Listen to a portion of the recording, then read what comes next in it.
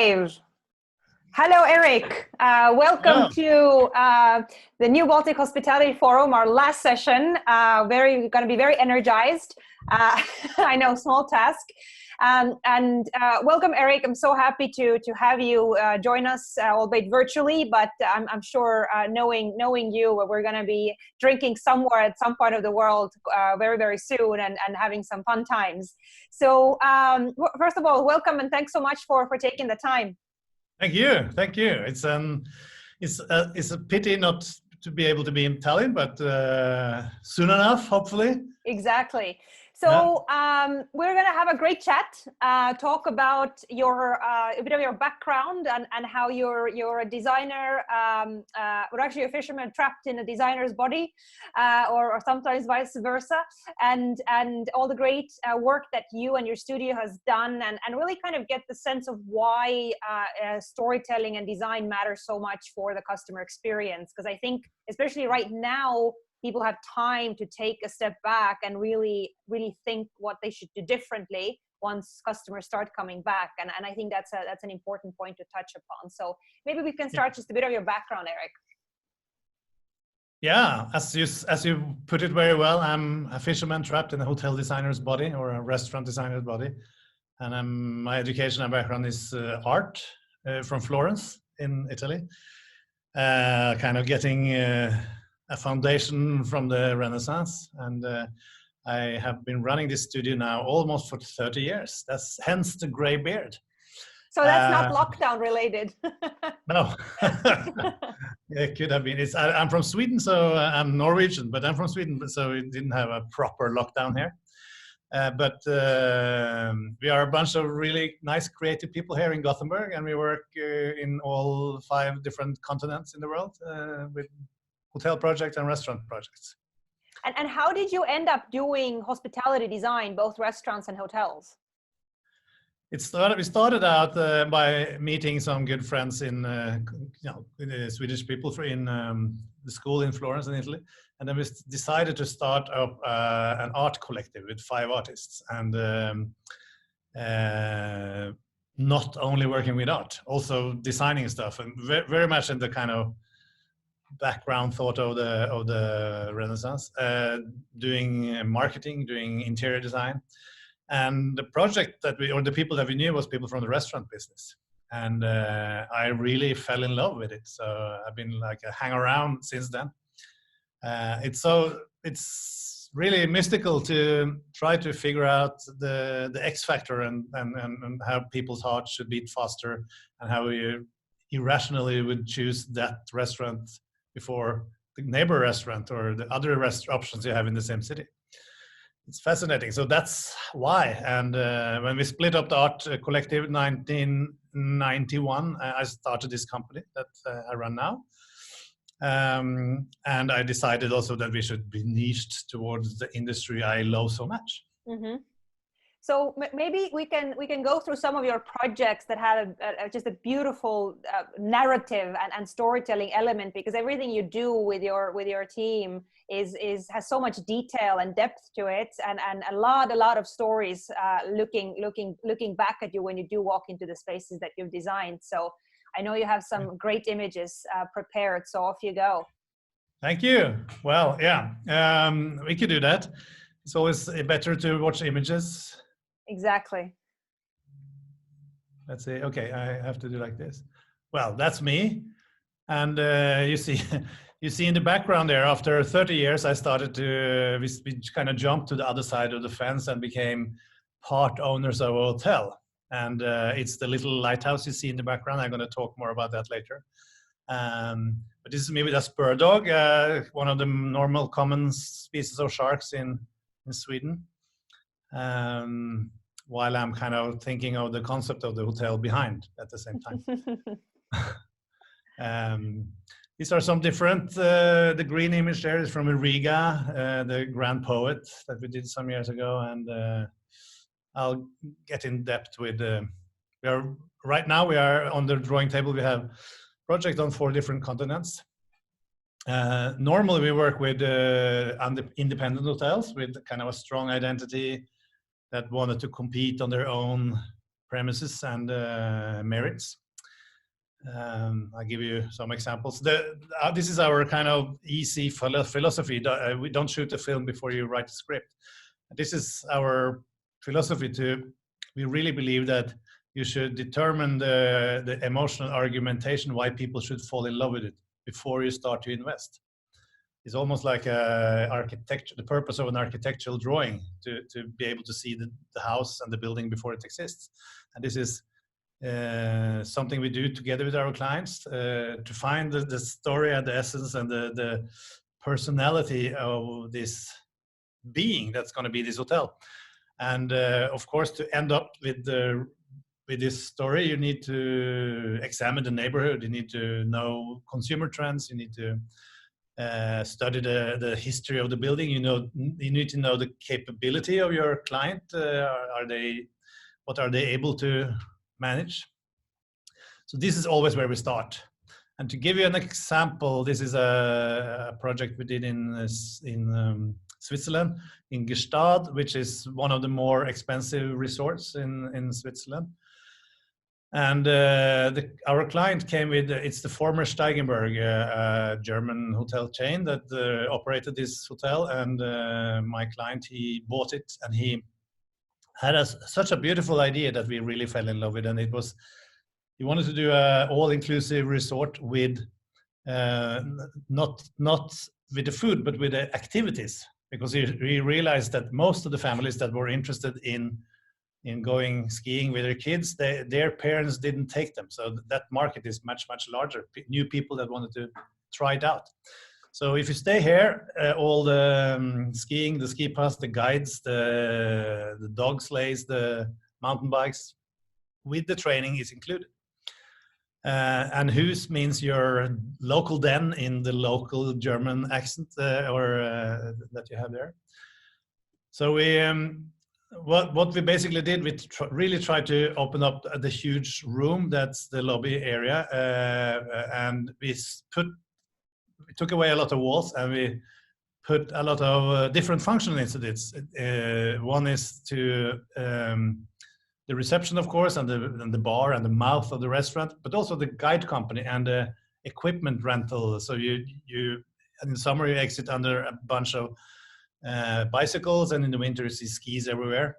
And you have this three-dimensional map of the area where you see families sitting and planning with the guides with big beards. And then we shook it all up, like mixed it, and it became the living room of Gstaad.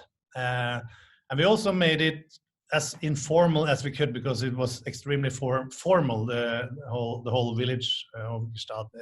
Very expensive hotels with very fancy bars and a lot of expensive materials. So here we deliberately put up the guitar. We filled the bookshelves with used secondhand nice books, so people really could see that you're allowed to take them out. Board games, and we had all these poofs next to the sofa groups, so you could really rearrange it yourself. So they have really stolen, this is one of the rooms, but they have really stolen the business from the finer hotels. People want to go there because it's a very relaxed, and they program it with DJs and entertainment and stuff. So this is the Hus project. And another kind of way to approach it with the storytelling is this project we did for 25 hours, which is a German hotel chain. And I think they are about to become one of the more important players in the world. They or at least they're looking globally now together with their partner Accor. But I think they are best described from the hoteliers or from the designer perspective as the client that says yes to all the crazy ideas that the rest say no to, that the Marriotts and the Hiltons say no to. So I think the owners are really, crazy people, really, really nice people, and that seeps through. So this was in Düsseldorf, a new build in the French quarter of the city. And you see the building there on this picture, and it's kind of modern. It's not expensive materials, and it's a little bit in the outskirts of the city. Though you have a beautiful view over the whole city. So it's on Louis Pasteur Platz, and they said to us, we want to somehow add bicycles because that's important for our brand. So we said that this building is going to be quite, and it's a lot of similar buildings further down because it's a big development with housings and stuff. So we said we really have to put a big heart and a big kind of dose of humor and humanity into this building. So we said, why don't we, if let's say a French artist from Paris smoking Gauloise without filters are having a child with a German lady engineer, really, really smart, bright, you know, kind of shaping the future for the rest of us. And let's pretend that this hotel is that baby. What kind of pros and cons, what kind of superpowers, what kind of fucked upness will this child have? So this is what you get, but we had to add bicycles also. Then during the research of the city, we realized, of course, the half of the hits on YouTube, and it was filmed from Kraftwerk, the big sons of the city. And of course, they are the Kraftwerk band is from Düsseldorf, and they are bicycle maniacs. Their biggest album and their biggest song is Tour de France, a homage to the bike competition. So this is the lobby with, and they said we need 3 stations of check-in stations, but we said you're going to have 4 because Kraftwerk always they use their computers and there are 4 people on stage. So this is like the stage set of Kraftwerk. And then you have the famous album cover of Tour de France on the floor here. You have the Eiffel Tower, almost on the borderline to slightly kitschy. This is one of the French meeting rooms in the hotel. And this is the whole point. The German engineer vs the French artist. We gave half of the rooms to the father and the other half to the mother. So the first one is the father's it's like a 4-star product, but you can see the kind of creativeness and the messiness of this room. Then you have the order and almost the German Bauhaus engineer mother behind this. And you can also rearrange and kind of, it's this system that you can move the shelves and stuff if you like to. And then you have the father's studio on the top floor with a big Concorde to kind of decorate the space. And the Concorde is like a marvel of design, but also a marvel of engineering. So we thought it fitted well. And you can see the unfinished canvases, and they have a DJ and a painter there on Fridays, for example. And then the restaurant, which is the French brasserie restaurant. And we had this French artist coming, doing live murals on the walls. So when you enter straight into tits and asses after you kind of get up the elevator, which is something a lot of people like, including me. So that's kind of another way to give a soul and heart, and also kind of help people's heart to beat a little bit faster and become interested in this product almost as it is a persona, because that's much easier than getting interested in the concrete and the steel cladding that the building has. Third example here is the Nieku Mountain Villa, which is a project that we won the Prix Versailles. UNESCO have a prize that they give out for new hotels that they feel add culture to the world. So this is as far north you can get in Sweden, and it's a helicopter ski resort. So this is a hotel dedicated for helicopter skiers that are taking the helicopter and getting dropped off. And it's also next to the iron ore, the railway that takes from Kiruna, the iron on the train to the fjord in Norway, Narvik, and the ships it out to the world. And this building, as you can see down there, was the former roundhouse where they took the trains in and filled them with coal and water and kind of fueled them. And then in the beginning of the century, they were electrified. So the trains, so they didn't need to. The building was abandoned, so it kind of fell apart, but only the mural wall, the stone wall, was left. So it's listed. But we managed to be able to build, kind of include this in the building. So it's called Nieku Mountain Villa, and Nieku is the Sami language for dream. And this was a big dream for this entrepreneur, because he was a heli-ski, big heli-ski fan. And here you can see the wall walking straight through it. And this is, I think this is a very kind of interesting way, because it's, if you want to charge very high prices for your hotel, you need to make some people at least really fall in love with it, almost irrationally. And this hotel does that through this extreme hobby that a lot of people have. And also it's so far north, so the season doesn't start before almost end of May. So it lengthens the global season of heli-skiing. And this is how we did it inside. You can see the wall walking through here in the restaurant. So when you enter the lobby, you enter the restaurant, and you have to go through the old wall. Very kind of rustic. This is the grease pit where they fixed the trains from underneath. With this is the wine cellar now. Yeah, that was. I'm running. I'm doing it now. Good, good. And this is something totally different. That was Nieku, the heli-ski project with 30 rooms. And this is a restaurant, a set of 1 of 3 restaurants we did for the brand experience center of Lego that they built a couple of years ago, 2 years ago. And we were asked to design a family restaurant, 1 cafe, a family restaurant, and a fine dining, experimental fine dining. But the family restaurant had to have being built on the very existence and DNA of Lego.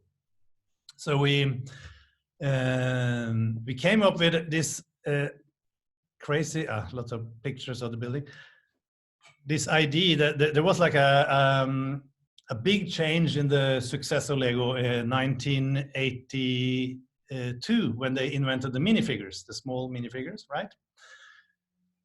And it turned out that how the kids are playing with it, they are creating a world, and then they take a persona of like a figure and plays in that world. So the minifigures are extremely important for Lego. So we said, let's pretend that the minifigures are the chefs in the kitchen making, and they don't speak human. They only speak Lego. So you have to enable them to understand, you have to build your order with Lego bricks. So here you have the menu with the different Lego blocks representing different food items. And you have to take 1 of each color, and then you, as they do here, and then you scan it in the little scanner that's on all the stations. And I did it here, so you can see my little order is showing up on the film. And then the computer is creating a movie exactly for your order. So they take this bento box, huge bento box, because they are small, and they start to fill it with chicken if that was what was your order, and they started to fill it with potatoes and vegetables and stuff, and salads. And then they send it on the conveyor belt that you see in the back here. And in the movie, it goes through a little hole. And at the exact moment, it comes through in the real world. And the kids, with your color and your name on it. And then these friendly robots are taking the box and giving it to you. And if it's your birthday, they will sing your birthday song. And then you pick it up. And then you enjoy your meal, like a Japanese bento box, but of Lego that we designed. And it's that's a way of telling the story of the DNA of Lego, but translated into a restaurant experience for the target group, which is the kids here. And surprisingly, they have extremely nice. They did a collaboration with Kado, a restaurant in Copenhagen that did all the culinary direction. So this bento box is really containing really good food. So here you can see a little bit of the environment, and it was obviously we had to follow the exact guidelines of the Lego design, internal design. A little bit maybe too bright color for my taste, but it's one of the most visited places in the house now. So it's a really good place to visit. I think it's in Billund, the village where that Lego was born in, and they still have their factory. And then, how are we on time, darling? It's perfect. It's the grand finale now. It's your new baby. Yes. And as I said previously, we have, as you say, in like motors, Harley Davidson or Hells Angels, you know, you have to be a hang around in many years before you get the real West and become a proper member. I think I've been designing hotels for 30 years and never run them, but this tiny little project was so tempting for me, so I also became a part owner of the business. I'm also running the hotel, but we are also creating the concept but I think if you look on the journey of the term luxury, what did luxury means 30 years ago and what it means today, is one of the words that I think, you know, I think 30 years ago it meant a Rolex or an exclusive sports car to brag to your friends. But I think luxury today is much more, especially today, is much more getting away from it all. And getting to a place that your friends haven't been to, and kind of bringing that memory back and tell your friends. And this place is really, that's what it means. And also, we happen to have a summer house kind of close to this and a boat. So this is, when it's good weather, I go out there fishing, and it's really good fishing. And it's an isolated lighthouse. You can see it on top of the image. You can see it there. So it's really alone in the big ocean. And it's out north of Gothenburg. It's like 10 kilometers out in the ocean towards Denmark. And the whole, why we kind of fell in love with this as a hotel project. We don't call it a hotel. We call it a home on the horizon. And when we did the research, we read about the families. It was a big debate, 1868 when it was built. Before that, it was a big debate in the community. Let's build a lighthouse out there because that would be much more accurate for the ships. But we can't do it because it's impossible to live there. It's too harsh conditions. And then after 20 years, they finally did it, and 3 families, because it was the lighthouse master, the assistant, and the assistant of the assistant, and they were allowed to bring their families. So it was 3 families living in the little house you see up there. Even it was a school for the kids, and everybody that was born in during the winter, they couldn't manage to go into land, so they were born on the island. And these 3 families, these people, they proved them wrong, all the naysayers that it was impossible to live there. They were hunting, they were fishing lobsters, they were fishing fish, they were harvesting seaweed, and they made a living, and they made a good living. They were healthy, the people that live there. And that's the product we want to kind of give to the world. Show people that it is possible to live on the terms of this little rock in the middle of the ocean. To the very extent that's possible, we try to serve only things that we find in the ocean around the island, even certain herbs that lives on the island, that grows on the island, we work with. And we really try to recreate the feeling of a lighthouse master's home. You see the wallpaper there that we designed especially for this room. It contains details of the lighthouse, which is a very beautiful decorative cast iron lighthouse. And then you have the seaweeds on the wallpaper that's surrounding the island that we have learned to love. You can really make delicious stuff from it. And in the background there, you see our dining hall housing 16 people. And there we have this beautiful photography from an American artist called Christy Lee Rogers, and she's taking pictures of people underwater. So this room is our homage to all the people that lost their lives in storms out there. And it's more than 700 wrecks the last 1,000 years around the island. So it's been really, today obviously it's less. I think the last fatal casualty was 1961, a Spanish merchant ship that went down. But today the sophistication of the equipment on the boats are much better. And when we finished hanging out the painting there, then this our tray of oranges or lemons floated ashore.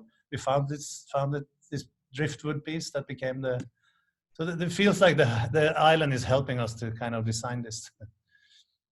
And then you see this direction, you see Marstrand, the fortress of Marstrand. That's like 10 kilometers straight in. And if you look to the right, you will see the horizon. If you look back, you will see the horizon. And if you look to the left, you will see only the horizon.